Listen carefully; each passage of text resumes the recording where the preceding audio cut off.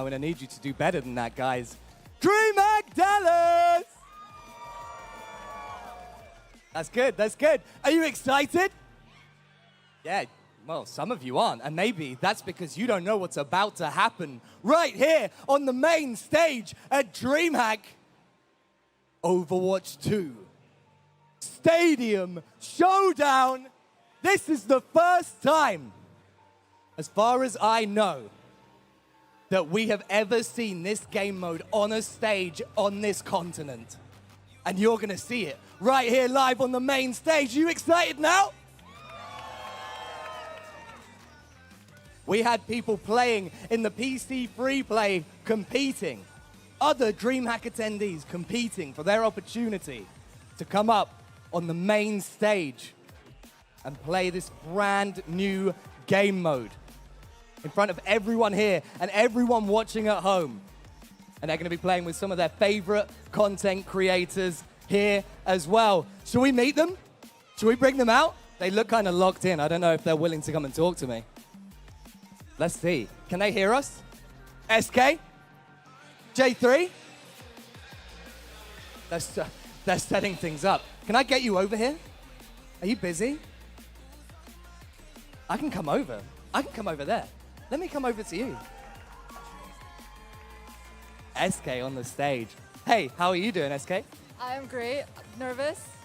You're nervous. Imagine how the attendees feel. This is your team. You're the team captain, right?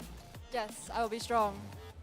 You'll be very strong. And you're playing up against Team Rakattack, who's playing with Emongg as well. How do you feel about your competition?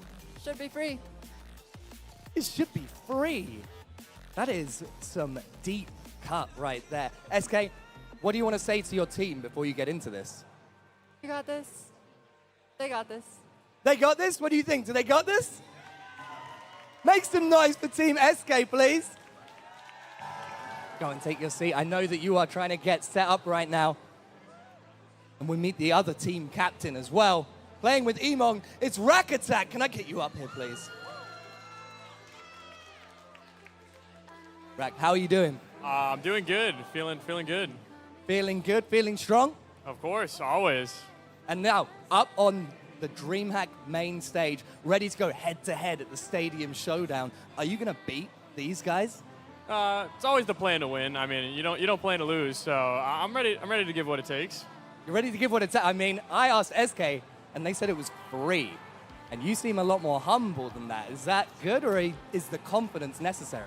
I think the confidence is necessary, but as long as they can't shoot me out of the sky, then, I don't know. It's going to be hard for them to deal with me. What do you think? Are they going to be able to deal with Team Rakattack? I think they are confused by the question. Is Team Rakattack going to take this? That's a much bigger cheer. Anything you want to say to your team before you get into this? I just hope we all have fun, but we're going to take the win, so it doesn't matter. There we go. Hey, make some noise, please, for Team Rakattack. Get yourself set up and ready. This is very important. Right here in Dallas. The first time we'll ever see this in America. Brand new game mode from Overwatch 2. Stadium, have you played it yet? It's really good, right? It's amazing. You can play it over in the PC free play as well. But right now, I want to introduce the dream team when it comes to talent in this game title. Our casters, make some noise for Richrad and Kenobi. Guys, your mic's on. Can you talk to me? Yes? Yeah? Hoping so. Oh, No, wait, there we go. Good. Now you can hear us, right?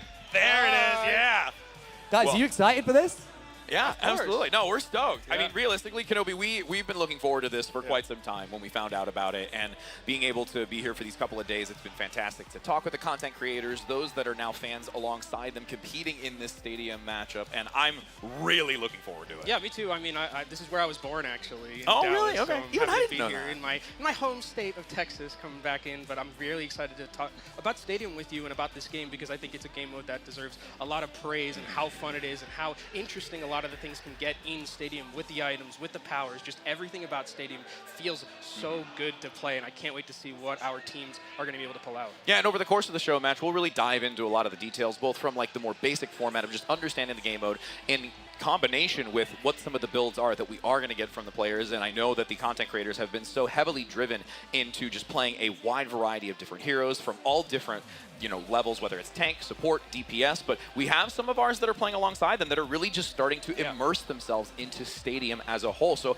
I think it's going to be interesting to see kind of that like new talent from these individuals who have been participating here in that free-to-play zone, and then now alongside content creators who have been grinding this game. Yeah, like a seasoned, player who's been playing Stadium. I think I've seen like Emongg make on a lot of the streams, like the Diva builds. I think the Melee one you and I were talking about, which is one of my favorites. But I can't wait to see kind of what a lot of these players come up with, because if you don't really have an understanding of what Stadium is, the game does do a pretty good job of like giving you some example builds to deal with. You can have kind of these like very small items and just go down the list and trying to figure out what kind of build you want to play. But you can also just be super creative. You can pick, if you want to be a Reaper that does just melee damage from behind, a Genji that does melee damage from behind, you want to fly as Reinhardt, you want to be a helicopter as Orisa, you can do all of that in Stadium, and it's perfect. As an Orisa main, I love the fact that I get my barrier back. That is one of the greatest. And Supercharger. And Supercharger. So like those are like me going back to the original days. But again, there's such a wide variety. And you touched on it a little bit when it comes to the smaller abilities that kind of grow and elevate over the course of the actual match itself, starting from that common to rare to epic, and how it can really start to evolve the way that these heroes are playing and the players are specifically going for those major powers as they hit them in those 1, 3, 5, and 7 maps. Yeah, I think that the powers are going to be the most interesting, because they kind of give you like a North Star of what you're going to be doing when it comes to that build. There are I'd say about 3 or 2 that are just focused on like very specific parts of the kit. You have Reinhardts who get like bigger fire strikes, bigger shield. That's the other one that I'm seeing a lot of. You have self-destruct builds sometimes. You have a lot of these very specific builds that come from your powers, but you can also mix and match, and that's one of the things I like as well, is that the fact that there isn't, just you're not set in your ways. You can basically, whenever you want to, decide to change up your build, you can sell those items if it's not working out for you.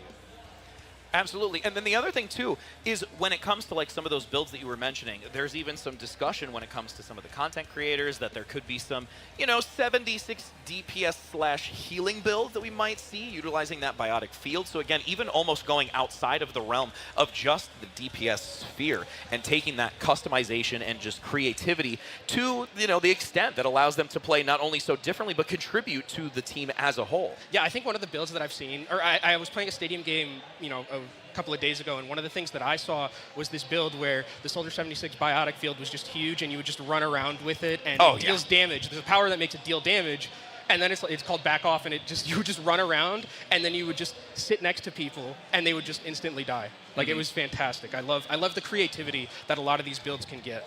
Well, and even just kind of talking again, we're really focusing on the 76 aspect because, again, such an original character that we have. There's even that dynamic of where you can get like a helix boost where you're jumping over massive portions of terrain, and just the accessibility to so much just speed and mobility around the map itself really can also change the outcomes here, where you're thinking, oh yeah, like Pharah from like traditionally it's got elevation, but in this case we don't really have that hero just yet. But you can now kind of spin your build a little bit, because with those 4 powers, the primary ones, you have your static build that's pretty confident in building off of one ability, but then you can take maybe the floater, because again, when it comes to the early aspect of powers, you might take one that's more beneficial to the earlier rounds versus ones that are in that long run picture like you mentioned.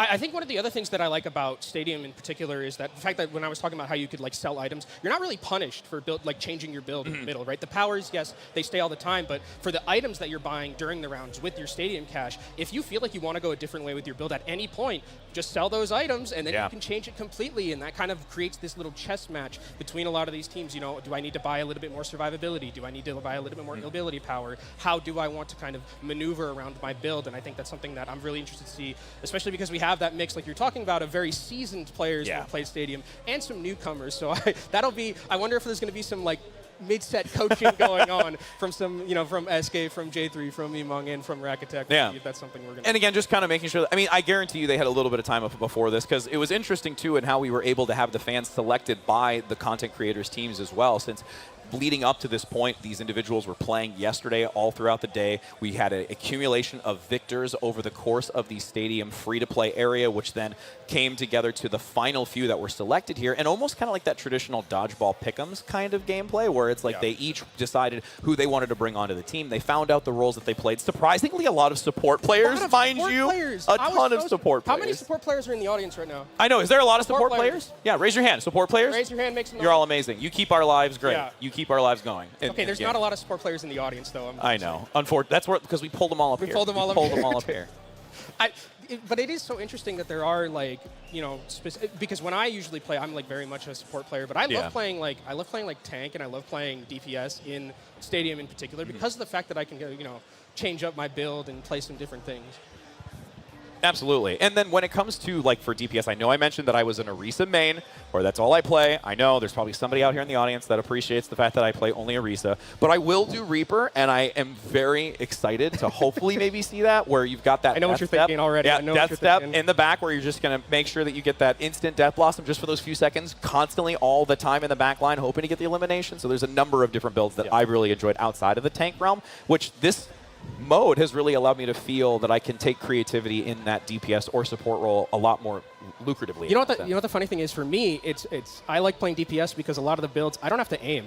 Right, like I play Ash Dynamite build. That's very true. I play Ash Dynamite build, and then there's an item that gives me 40% explosion radius, and I'm just like, the Dynamite's going to do the damage, not me, or Bob is going to do the damage and not me. So if you don't know how to, you know, if you're not a great aimer, it still does benefit you. There are builds that are like for Cassidy and stuff like that, but if you're not the best at aiming, there are some builds that can help you out, especially in third person. You know, it feels a little bit different. And I mean, when we talk about not having to aim, Juno is like the first one that rises to the top of discussion. I guarantee, Rich, we will see Juno today. 100%. It is the most fun. I'm probably like, because I remember the queues for like supporter so long, and it's like everyone wants to play the Juno build. Yeah. Everyone wants to play the Juno build, I think, is what's happening there. Well, it's because it does just have this, again, we've talked so heavily about it, the uniqueness when it comes to those items and abilities that really kind of enhance that usage of them. And overall, I think when we go into this, because we've had the chance to be able to see it at least once time when they were on location for that, where they did have professional players, and now we get a little bit of the content creator, previous and or current professional players in that degree with, you know, these that are here from just this weekend. And as I mentioned, some of them experiencing it for the first time, which is so interesting just to kind of see how their methodology is in picking those items and picking the powers and really synergizing with our content creators who do know this to such a great extent. I think the other thing that I'm really excited about is how much Stadium's going to grow in the future. Yes. You know, because of the fact that we do have some new maps coming in very soon. We just had Freya come in. I believe on Tuesday. It's probably going to be played today, based on what we had some insider trading before a little bit. We got the scoop for all of y'all. We pulled an Adam Schefter, figured out what these teams were going to be playing. But one of the things that I'm very interested in is about like what they're going to keep adding, because I think it's like Junkrat's coming, Sigma's coming, Sigma's coming Zenyatta, next. Junkrat's gonna be Winton. fun. Obviously, everyone in chat, Winton. It's going to just pop out. I can already see it. I don't even need. Winton, I hear someone. Winton bubble, Winton's, the whole. I hear someone with the Winton. Someone's going to do it. I heard it. Shout out whoever that was. All right. Keeping true to the true Winston player. But and again, as we're about to be going into that Stadium match here, and we're really allowing that, you know, technical, you know, complication to get resolved. For the there's a lot on the line. They're going to get medals. They're going to get actual medals. That's where I was going with it, because they are not walking away with nothing and just the title of saying, yeah, we won this. They actually get a tangible winning medal that they get to take home, both the content creators and the fans that are playing alongside them. Yeah, that's going to be, I mean, I wish we could get one. I'm probably not as good as Stadium as like a lot of. I'm not that good either. I'm not that good either. it's just not for me. That's why I cast and I don't play. Yeah, we can talk about it endlessly, forever. But when it comes to at least the dynamics of being to their caliber of those who are playing, that's a little bit too far of a reach. Like if I went into like a matchup as like a support against Rack, like I'd lose. Oh, absolutely. I would be the bot in their game. Yeah, I would genuinely be the bot in their game. No pun intended as an Orisa, but you know that kind of works out. That was pretty good. I thought I was clever with that. See, it took you like 5 minutes to get to one like what do pun. You mean 5 minutes? Maybe. You know, we got there eventually. We did. I mean, I'm trying to be a little light on you for now, because once we get into game, I'll probably start throwing some shenanigans at you. In there.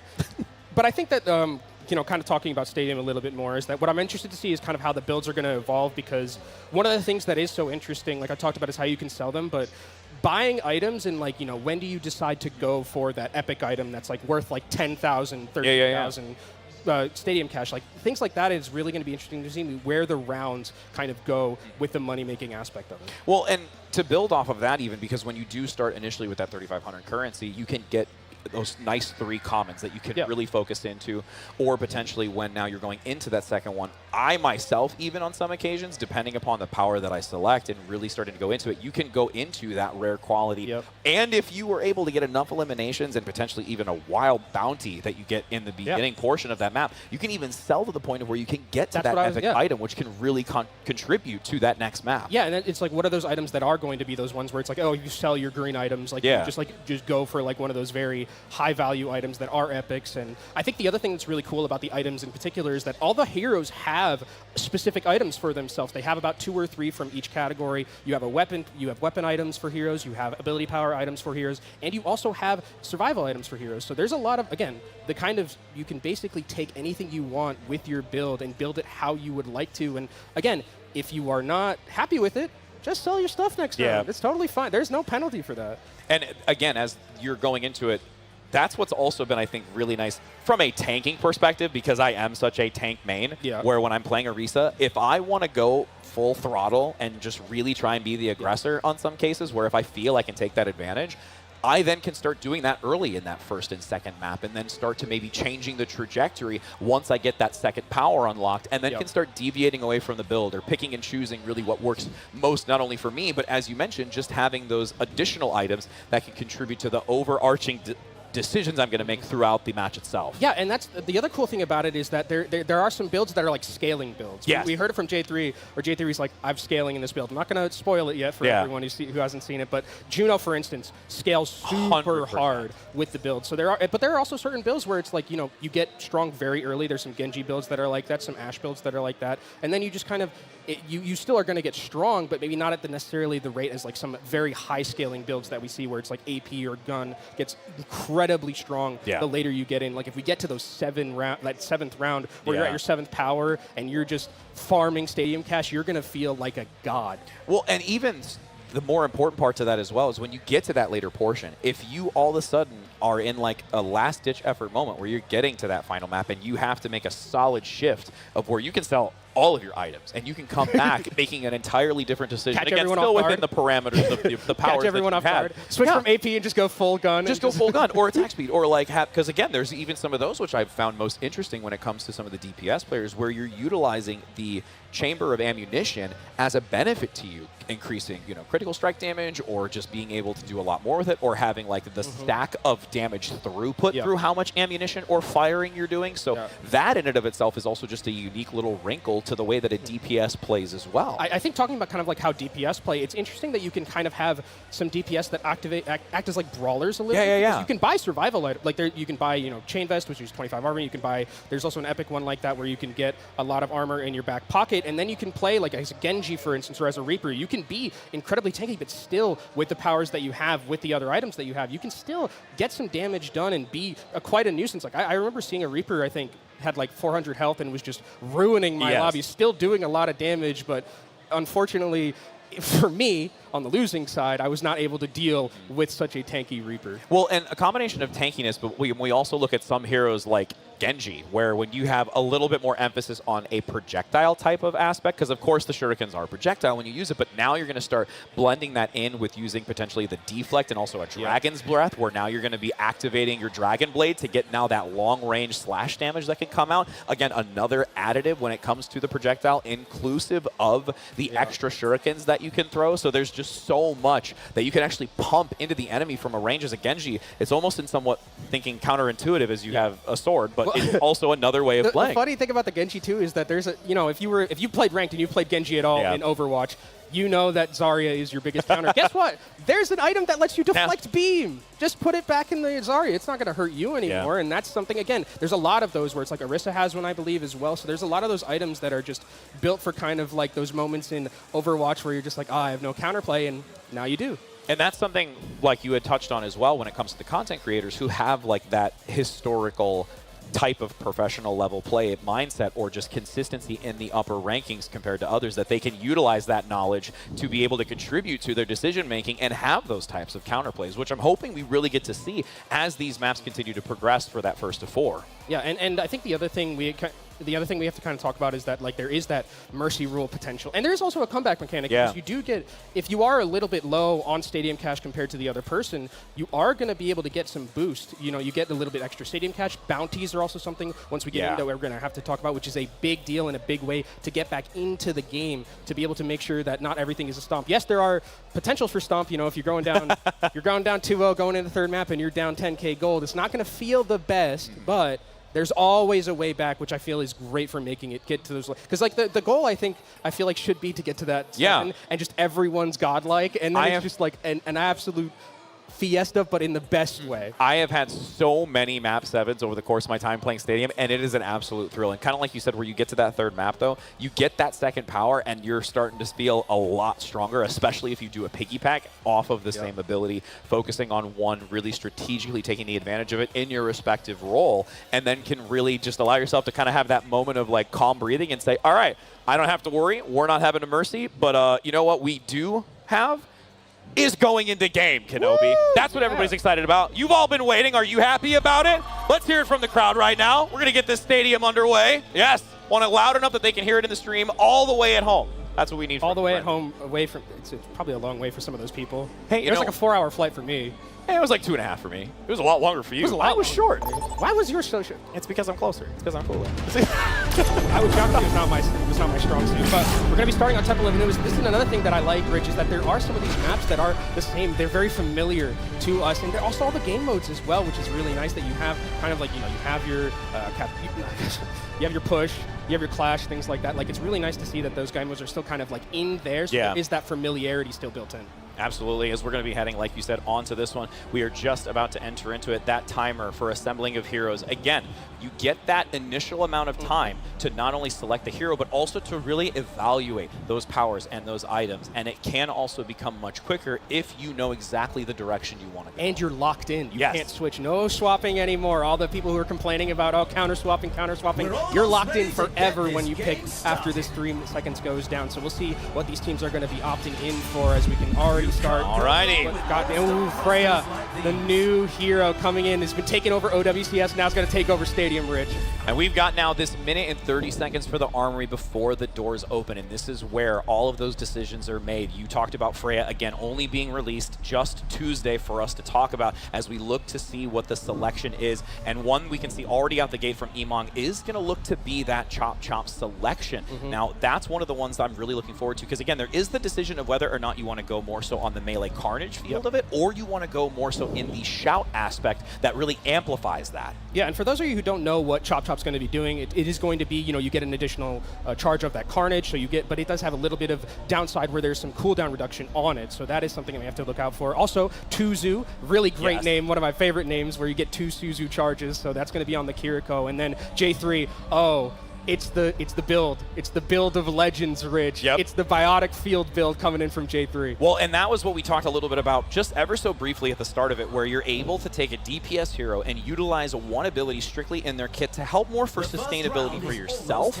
but actually start to spread that around for those on your team to help further stabilize them through healing, and also in some cases, as we get later on in those powers, for that over-healing capability as well. And you can see kind of with these green items that we saw at the very start, those are like your very basic ones. You know, they're giving like 5% ability power, 5% weapon damage, lifesteal, things like that. That's really where you're going to be starting things off. And we're going to have the doors open. This is going to be the first map of our Stadium Showdown. Let's hear it in the crowd right now. DreamHack Dallas 2025. Let them hear it all the way through the headsets as they come to this initial duel.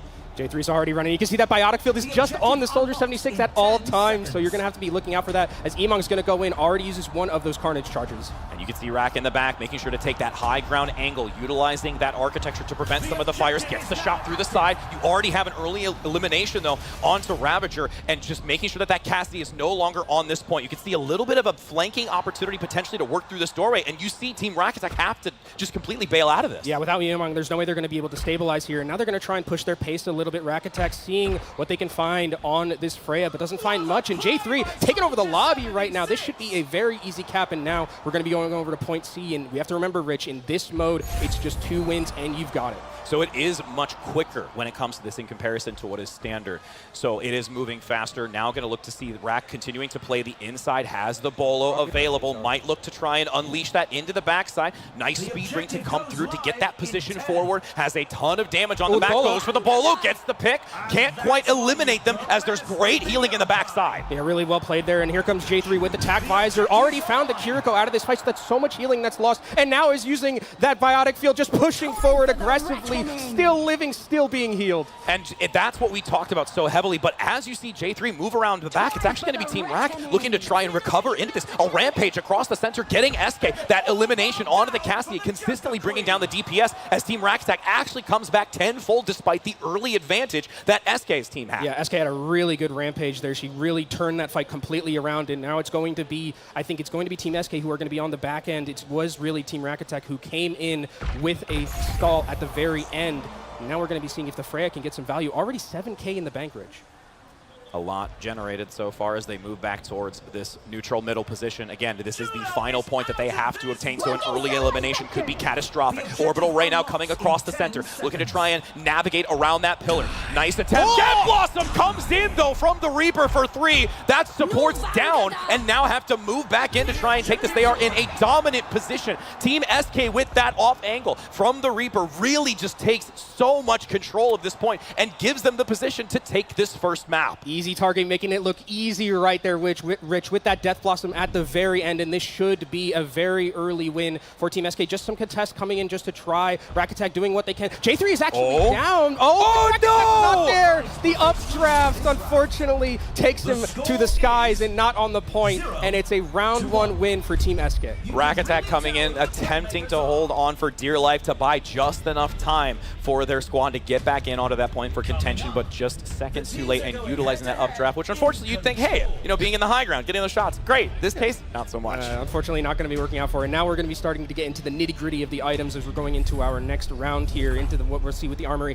You can see just kind of how the cash is distributed here a little bit. You see J3 is getting a lot because of the fact that that healing is just constantly there, constantly taking poke, getting so much value. And now we're going to be seeing some of those hero items like I talked about, like we have that Freya one where you're going to be having those Windwalker boots available to you. And now we're seeing also some of the greens being sold to get some of those items that are going to be a little bit better for your gun damage and for things like that. And the aspect too, if you can see that several greens are being sold and then purchased of the rares, but the interesting fact is because it still is so currency based, there are rebuys of some of the greens because you've got that extra cash. You don't want to go in without getting even the small amount of benefits, whether it's that extra attack speed or extra ability, or maybe just having that life steal as well, because you don't want to just waste that currency going into that next map, because every little bit does count. You always want to have it. Oh, and J3's got the item that I was thinking about. That's the one, that purple one there is the one that makes the radius 30% larger. So J3's going to be healing probably not only himself, but a lot of his extra team, and you can see that cash is probably just going to keep going up and up and up. Well, because the contribution aspect of it, absolutely, and that would also be a thing that I'm curious to see if that bounty is going to continue escalating, and we'll get to see that for the first time here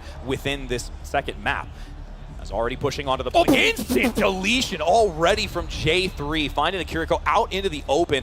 Eskay still looking to hold that front line and really just force back Team Rak. Yeah, but that's so much damage or healing that's already lost for this team, and I think you're going to have to wait patiently. But actually, no, Emongg maybe used to find J3, so that's a lot of the damage from Team Eskay that's not there anymore.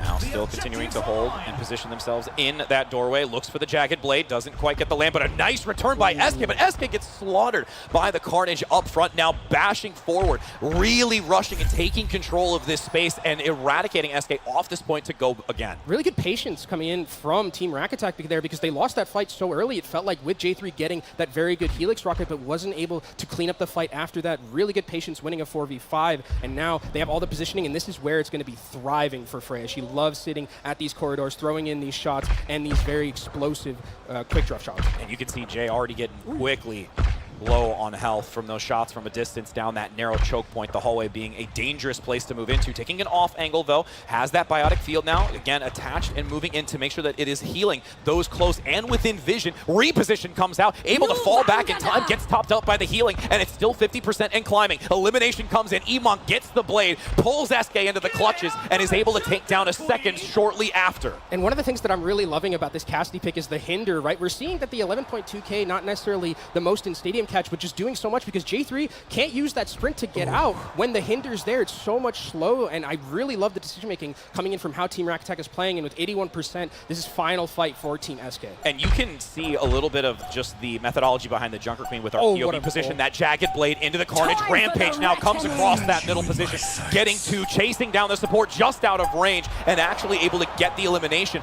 Will be able to dominate on this position and get it, and take now the second, or take it a 1-to-1 map score. And the aspect of it too is you did start to see those bounties come in, but it was too late to really cash out on it. One of the other things that we noticed and we see this kind of between screens is the MVP bonus. You get 1,000 extra cash if you get that MVP bonus. So Jay3's gotten 2 so far. That means that Jay3, who said before we got on stage, Rich, I'm scaling with a lot of Stadium cash right now. Let him cook. And now we're going to be getting to those third powers and things like 23.9K. Look at, I mean, on the other side, you see it's a lot more even from Team Rakattack, and they've got those bounties that you were talking about. Yeah, first time we get to see it. Let's take a look, though, because, again, since this is map 3, this is where the second power is available. And you can see a ton of minor abilities being sold so that they can now start getting into those larger items. And, again, already talking about easy target with that Reaper, the one that got the triple when it came from the Death Blossom, that having the Death Step after a Shadow Step, using a short 1-second Death Blossom to get that damage. You're basically bobbing in and out of engagements, which I'm really curious to see if that's going to help try and exploit what we've been seeing from the DPS on the opposing side. Ooh, and I love Emongg's decision. Let's go win there with that power. I love that one. That's one of my favorite ones for the Junker Queen. When you are able to get an elimination, resets your commanding shout, so I love it. And on the other side, for Eskay, what we saw from her with her build is that there was going to be the build where, remember in April Fool's when Junker Queen could dive? Yes. It's that one. Yep, as we have it back up on screen. Yep, I'm so excited to see that. And again, it ties back to, like I said, where as you're playing in this, of course you can be in like first person, but having this over the shoulder, getting that wider vantage point and being able to look at the field a lot more effectively for these types of engagements, taking the advantage and also potentially closing gaps in certain areas.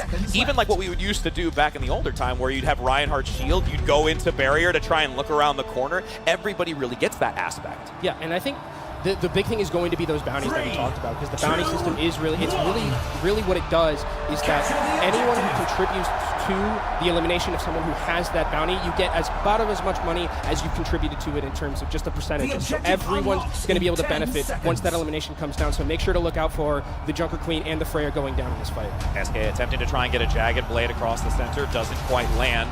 Elevated position, though, and you can see those pulse torpedoes coming out so rapidly in the back. Juno having such an impact with it, and a little bit of separation there. Easy target, forces back Freya on Rack, so now you see this early elimination, and trades continue on this bot as it continues to now push the barricade in favor of Team Rack. Oh, and you're seeing these Juno build with the missiles doing so much healing and also damage at the same time. The amount of just pressure that we're seeing from these Juno's builds is really, really impactful. It's already an advantage right now for Team Rakattack on push, and another bounty has shown up. That would be really important. Oh my gosh, a jagged blade comes out instantly onto that front position.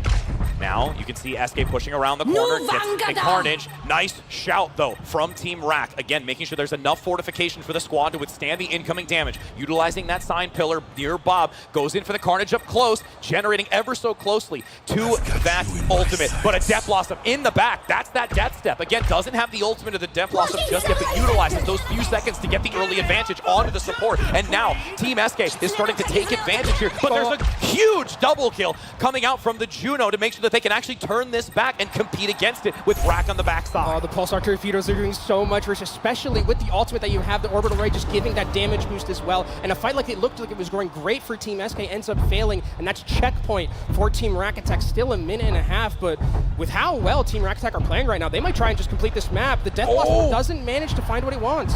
And one of the things to really take note of is as you're in the Death Blossom, you really are vulnerable. So this focus fire from Emongg is so massive. With a rampage down the stairs into the back room, is there enough to follow up after it to completely capitalize on it? 55 meters approaching the tail end of this. Rakattack and their squad are in such dominant form right now. Big Bolo in the back. Rakattack with the triple and just continues to clean up. A hope and a prayer with the Death Blossom. Gets 2 on both supports, but is the spawn going to be fast enough? Now with only a few meters to go, the High Noon blocking him back. It has to be somebody touching the point fast enough with just 3 meters to go. They're trying their best right now, but you see Racket's just unabated up on the stair, up on its high ground right now, just pushing as best as he can. The Death Blossom manages to get something done, but it's not enough. Rakattack wins the duel. You see Jay3 just sprinting in circles, has the healing. Everyone just take the healing from me, as it's just giving so much agency here for Team Eskay to stay on this point. 15 seconds to go. They've managed to stabilize for the moment, but Team Rakattack are just around the outer wall and still get a pick anyway. Oh, Emongg is so strong right now. Another Rampage available, manages to hit one. Is there a Suzu available to keep Eskay alive? There was the attempt to use one earlier. The second one, Bolo on the front. That's going to be Eskay going down. Again, Rak just consistently showing the power that this recent hero addition from Freya is. This reposition back onto it. Maybe going to try and hold this team. Almost 400 HP.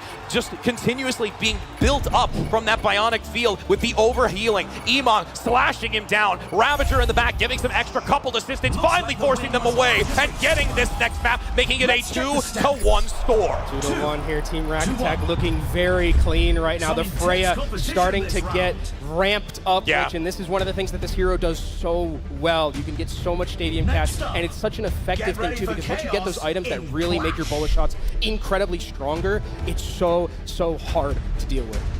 And now as we're going to be heading into our 4th map, this is where there is still some decent currency, and you can see there are still 2 full maxed out bounties available for Team Eskay to clutch and really give them that boost that they're going to need to go into the next map, because again, this one does not allow you to purchase an hour power. So you have to really focus on what you gain to maybe get those extra few items, as you see in the lower section here, to bolster what they've already selected. Yeah, I mean, we have to remember that this is a 1st-to-4, so you do have some time. If you get these 2 bounties, that could be huge for potential for comeback, and you can also see they have that 11% boost with the stadium cash, so there is a way back for this team, but man, it's been so hard to deal with this Freya in the air, and how much pressure it's putting out. It feels like we're still watching OWCS to an extent, where it is the Freya really taking control. Well, and you can see even here when it comes to Rack that there is so much amplification for this elevated mobility, also the targeting, there's just everything really being bundled into it. And the CDR, like you mentioned, is so crucial, just constantly getting that ability uptime over and over and over again, and really putting the opponent into an awkward position. They always have to be cognizant of where Rack's positioning is going to be, and whether or not they can actually capitalize and basically cage it. Yeah, and this is where I would be wondering, it feels like this is one of those builds where it is very scaling for Jay3, but this would be where maybe you do get a little bit more gun to try and put some pressure onto Freya in the air, because right now it feels like Freya and Emongg on Jungle Queen are taking over this lobby right now, but we'll see exactly how they're going to be able to deal with this. We're in a very enclosed map here in Temple of Anubis. Jay3 already on the point, again having that swift movement, getting the healing out with that biotic field, but Rakattack comes out quickly once again, and this is where, since they had such a successful round prior on that map, their currency just continued to balloon, and that's why they have these bounties and are really taking control of this. And that's why the Freya is so valuable, because you can just end fights simply like that. You hit one great crossbow shot and it's over, especially if it's on someone like that Juno, who is a very, very important part of that Team Eskay composition. So it's a cap right now for Team Rakattack. Another bounty is propped up with 900 from that Juno, and it's looking a bit dire here for Team Eskay. And you can see even how, and the maneuverability that Team Rak is doing, they're basically coming from 2 different positions. And now Tricky gonna move into the back on this Kiriko, attempting to get that extra damage, even though it is still from the support aspect of it. Speed Rig gets some disengaged, but aggression forward. The Jagged Blade comes out. Decent amount of pressure applied. This is still Team Rak on a position to overwhelm. You do have that ultimate come across the middle once again. And now following up, those torpedoes go flying and they hit their targets.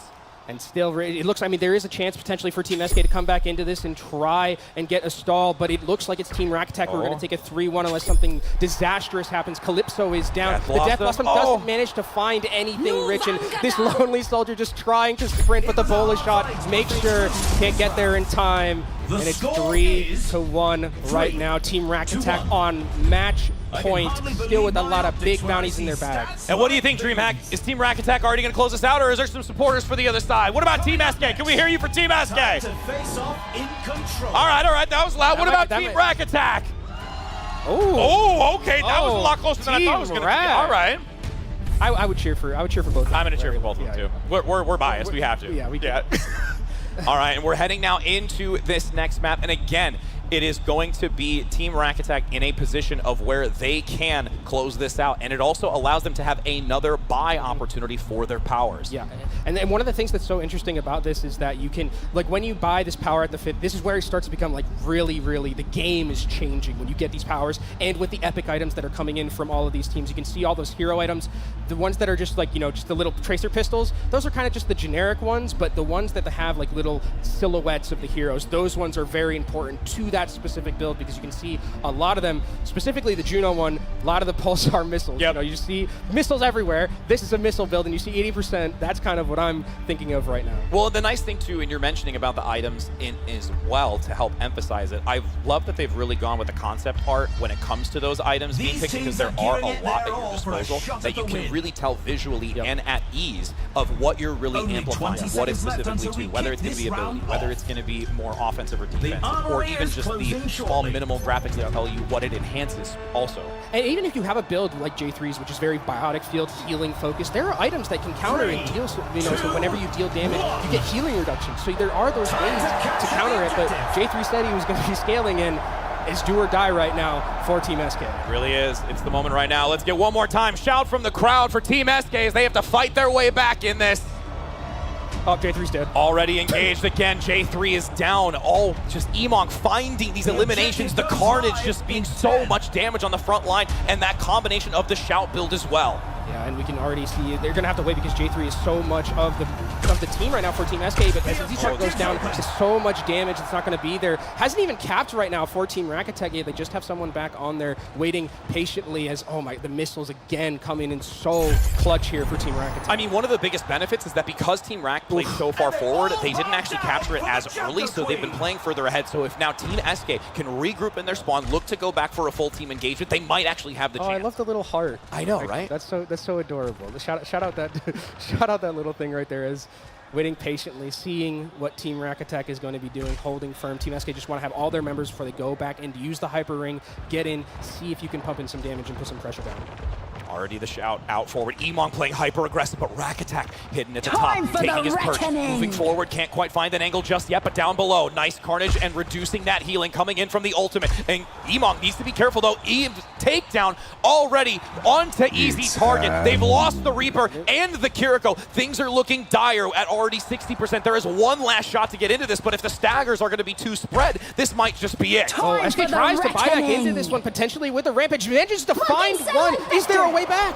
Eskay now chasing down the Juno play, elevated in the air, free fire, blade goes wide, but still gets the assist from easy target. They can push into it, and now they're actually capturing it back. That Death Blossom from that step comes in as well to secure the area. Emongg rotating back in, goes for the carnage, all alone. Shield is down, continuing to deplete that health value, is brought back, and now Rakattack mid-air, a jagged blade wide again, and it's still Team Eskay able to come back into it. And that's two big bounties, so if there is a way for Team Eskay to manage to get this point and continue to get this game going, they're going to have so much money in their back pocket. This might be the way that they get back into this one, Rich.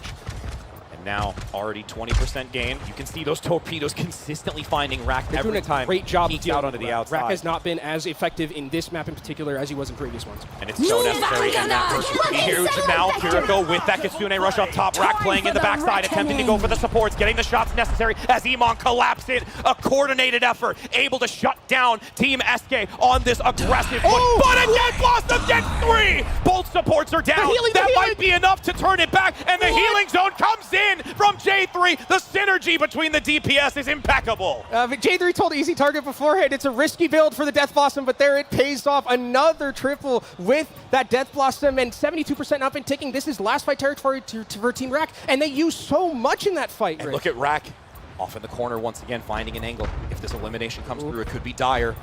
You see the shots, nice reposition though, giving assistance on the back from that Suzu. Jay up front, topping, healing, separation, is some sight lines though, has to rotate through, goes for the elimination, gets the helix, walk it on to please, and now pushes back onto the main position. That elimination is the second now, but Emongg comes in once again for Team Rakattack with that carnage, the beast and tankiness that is up front. The overtime is dwindling. There's nobody really there to give them support. Oh no, Rampage, and Jay3 comes in again, consistently assisting this team over and over, and that healing has really benefited with that high risk, high reward, like you said. This isn't over yet, and those in the crowd that said Team Eskay, give yourself a round of applause for that one. I mean, Rich, just look at the stadium cash that we see.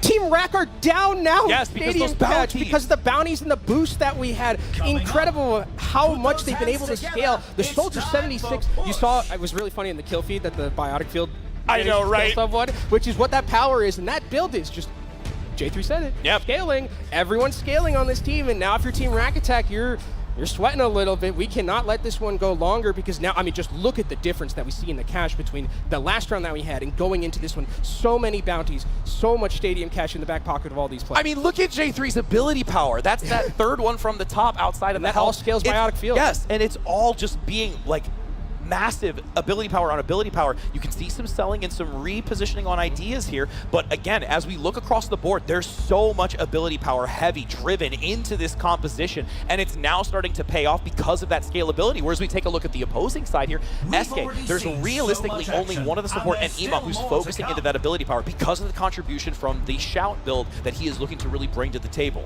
Yeah, and you can see like kind of with these items that we're getting towards the epic ones, they all have like these different little things in them, but some of them do like specific things. Like for instance, Ravager, that little headshot icon does a lot of damage when it comes to getting critical hits. And I think it gives 20% crit damage if I'm not mistaken. So there is definitely that ability for you to continuously change your build as soon as you get stronger, right?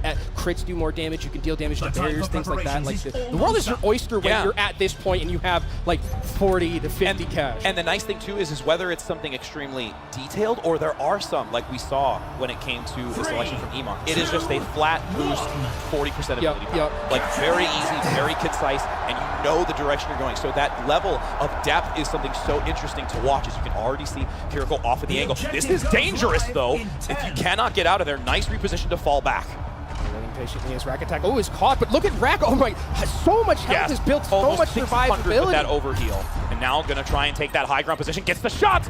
Nice Wraith form to get out of there to not be eliminated again, so you can reset and potentially go back in with that death step. Yeah, I mean, look at all the healing, though, that's being done just from the Juno and from the Soldier 76. Emongg getting taken down low, and Calypso finally is able to find one off the back end of the Pulsars, and that's already, it looks like a fight win for Team Eskay. Rakattack is getting taken down low and should be taken down by Eskay. Well, and again, when we take a, talk a little bit about the survivability aspect of Team Eskay, it's because that Soldier is just giving so much agency. So now it's really up to Team Rak to be able to find those executions and take advantage of moments like these, maybe not directly in the build aspect, but the positional, so that it can synergize together, because now at this point, Team Eskay's on the run. Yeah, Team Rak somehow found a way back into that one. I believe it was a Rampage from the Junker Queen able to win that one. Kitsune Rush is actually committed, and it looks like Team Rakattack wants to push the pace. Yep, Emongg already having to use that shout to get out of there. It is far too aggressive, and the high ground is obtained by Team Eskay as they come back into this. There's the reposition, easy target with 2, gets the Death Blossom, and the follow-up from Calypso. This is just an easy, clean play entering back into it, and those torpedoes do so much on top of that Death Blossom from that step. Yeah, and just Emongg here trying. I mean, has a lot of the ability to stay alive here with the wounds. Manages to take down Calypso, but I think it's going to just be too much damage for Emongg to deal with. Rampage actually committed. But it stops. Doesn't go all the way in the back, but still hits 2 primary targets. Target is down. And could look to get back into it. Carnage onto Jay3, who is healing for his life right now to survive through the damage and actually supersedes it. That's so massive, and that's why stacking that ability power can really change the difference here. Oh, and a nice, Huge. really good rocket there is able to take down Please Res Me. Not going to give Res back up in this one. No mercy. And that's going to be, I think, Team Rakattack on the run. Is there going to be a chance for Team Eskay to take the lead here? It looks like they are. Bullet shot available. Gets a nice aim shot out first. Doesn't quite overcommit though. Nice protection, waiting for the bionic field to end, pulls them in, gets the damage. They're low, and a follow-up by Emongg. taking down Please once again. And now the Death Blossom, that's a full Death Blossom, not the step one, so that will get the extra extended time. A nice counter to try and reduce the healing from that Rampage, but this is still going to be Team Eskay taking advantage, but Rak is not out of this yet. He is putting everything on the line here to see what he can do. Has been built up to this moment, but doesn't have enough in the tank. It's not enough, and it looks like it's going to be a checkpoint potentially, but the respawns are closer here for Team Rakattack if they can get back on. There's the step. Is he going to get the Death Blossom damage? Is it enough? There's the follow-up onto it. Beautifully done to help get rid of that duplicate. Now going to move back in. J3 holding the corner, anchoring close. They have to keep this going. 3 seconds left before it enters into the overtime. The Rampage clips Rak, hiding behind the wall. Is there enough? The Swift Step comes in to give agency to re-attack into this. J3 with the Helix lands one onto the support, and now Rak is all alone, having to do some self-healing mechanics themselves, but it's not going to be enough. Again, this dominant play by Eskay has just so much survivability. Rak is struggling to get through it. Oh, and Emongg dies 9% away from a Rampage. It's just stall tactics right now. I think here, Rich, there's no way for Team Rakattack unless a miracle happens, get back into this one. And Rich, we're going the distance here at DreamHack Dallas. 7, everyone! Let's hear it, Dallas DreamHack. We're going into that final map. This isn't going to be a fast one-sided game. It's going to go all the way. It's all the way, and now we get those fourth powers that we were talking about, and things are about to go ballistic here on Hanaoka. We're kind of close towards where, we're at 10% or 10K difference in Stadium Catch. That's not a lot, so this could go any way, I think. And now, as this minute and 30 seconds is so important to communicate between the team and what they want to invest in and what that last power can really be to synergize. Everything can get pulled together here from these teams. And still, you can see J3, I was waiting. I was like, everything can just be thrown right into that to continue snowballing that biotic field. Yeah, that biotic field build is going to be good because now you also have that ability when you're speeding to be able to get the cooldown reduction on biotic field. So he's just going to possibly have permanent biotic field when we're seeing it with how much J3's been able to get it done. We're going to be seeing, I think the interesting thing is going to be looking at the other side because Rakattack built a lot of survivability, it felt like, and a lot of health. And even some of the selling. Now going all epic at this 300, 396. I mean, before Rak was at like 500 health. Now just thinking maybe I need to just go full damage to try and win this one. Maybe I don't need that survivability. If I can just get the picks first, that's really where I can benefit. So again, that's what we talked about, where it's like if you can change your build at the very end with Stadium, you're not punished for that. You can adapt and you can change how you want to be playing. And with the full selection coming out, there's only 30 seconds left. Again, really seeing what those last few cash dollars, cash money, cash money to be spent here. And you look at the overhealing from J3. That's wild. And then you got AP Junker Queen on the other side. Oh yeah, there is just constant overheal and protection coming from these two in synergy. And again, that's the scaling part. We highlighted it at the start of this, so the early aspect is going to be a challenge, but we've got 8 seconds to get into this. Let's hear it, DreamHack. Last map, I want you to be so loud that they can hear it. Come on, let's go! Last 7 now! Here we go, starting things out on Hanaoka. My eyes are just going to be on where J3 is going to be running with that biotic field. And is Rakattack going to be able to survive long enough to be able to pump out the damage that we've seen in those previous maps where they were really, really strong? Calypso in the back, keeping vision, communicating where this rotation is going to come through. Easy target has to find an angle, looking for the Death Blossom with that Death Step. Not overextending though. Big bounty as well across Team Eskay, specifically J3. And now you're going to see this off angle pulling back, hesitant, not going to the point just yet. They don't want to overcommit because this can snowball very quickly after the first elimination. Oh, the TP Death Blossom is doing so much right now. A very early Rampage with the Suzu. Look how much health J3 has. It was almost at 1,000. He's almost superseding the tank himself. He is the wide stance J3 coming out big on this and gets the pickup with the elimination from that biotic field. And now it starts to snowball even further. There is dominance on position for the point. Rak is starting to take it, but the kills are happening elsewhere. Team Eskay is going to now overwhelm and overpower with Easy Target continuing to use that reposition for the extra Death Blossom. And there's just so much pressure. I mean, it's the Death Blossoms coming in. It's J3 running around with a biotic field, dealing damage to you. Like, how do you beat this team? It feels like with how strong J3 is with the scaling build, almost at 80K when it comes to that Stadium cash, about to be capped here for Team Eskay and Team Rakattack in desperate straits right here. The area of effect is intense from this team, especially when you can coordinate it like you mentioned with that Death Blossom to step on top of it now, pushing through this doorway. Emongg playing forward. That's a great elimination, at least to get rid of that copy of The Kiriko now torpedoes active, big Rampage now to come through, Orbital Ray gonna come across the center, hoping to force back them and also get the extra damage boost. Big plays again by Team Eskay. They've already gotten the first point, now have to move into the second one to see if they can dominate, and it's all on Rakattack now and their squad to come back into this and try and counteract. Rack's not there, and that's the Kiriko clone that's down. J3 does manage to go down. Rack finds a huge pick. That's so much of the team of Eskay that's not going to be there anymore.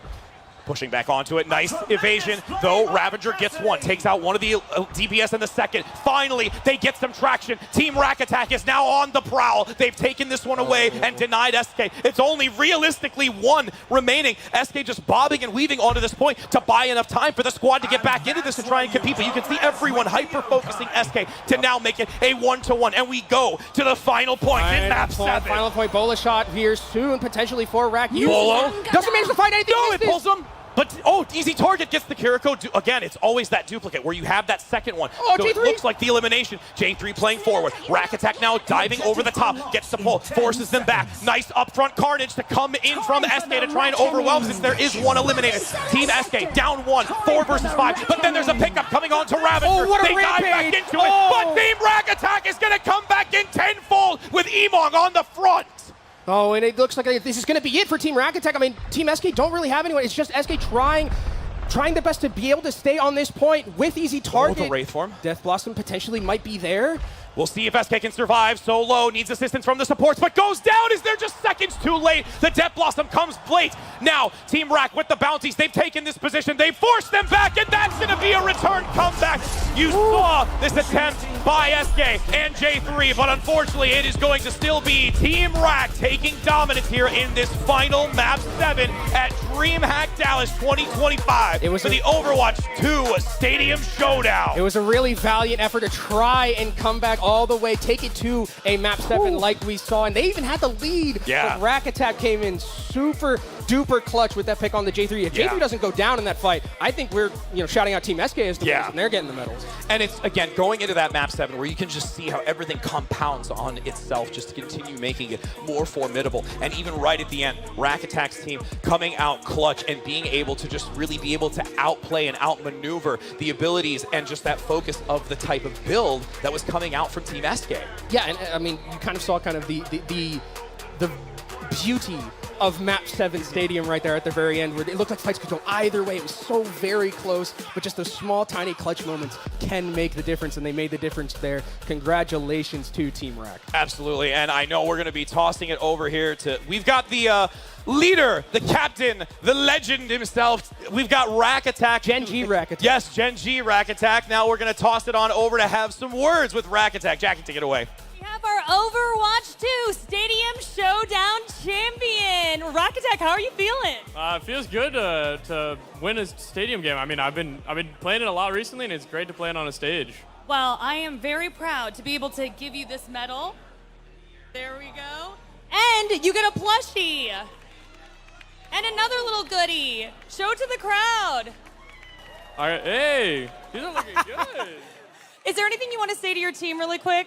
I'm really happy for all of them. I mean, they all came out like last second. Some of them maybe haven't played it much recently, but they grinded it, and we played really good. Everyone's had a nice job. All right, and my last question for you. Anything you want to say to this gigantic crowd, to everyone watching at home? Honestly, if you haven't tried out Stadium, I'd say try it out. It's not exactly like Overwatch, but it's got like the groundwork to it, and it's just like a step over the line, and it's been really fun for me. All right, let's hear it for Team Rakattack, everybody! I'm going to send it back to our casters.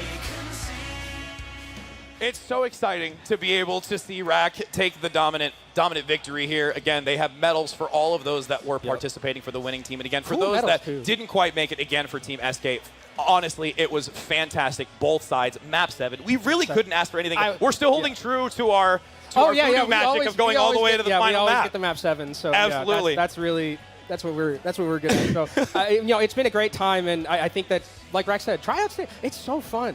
Again, if you saw this and you'd want to get in, it's free to play for everyone. Let's go get in there. 100%. But now we're going to pass it on over to our amazing host who was here at the start of this little segment. Elliot, take it away, my friend. Guys, that was absolutely incredible, wasn't it? Hey, make some noise for your casters, Richrad and Kenobi. I told you they were the dream team, but even I wasn't expecting them to kill it to that level. That was amazing. I think you were the winning team here on stage. Rakattack, Team Rakattack, that was absolutely incredible. All of our content creators and all of our players out on the stage. Thank you so much for joining us. And thank you guys for joining us. Make some noise for the crowd here at DreamHack Dallas. The first time we've seen this game mode up on the stage, the Overwatch 2 Stadium Showdown. Do you have a good time? Well, thank you so much. That's it for Overwatch 2 Stadium on the stage here. But we'll be right back after this with some more content on the main stage. Don't go anywhere.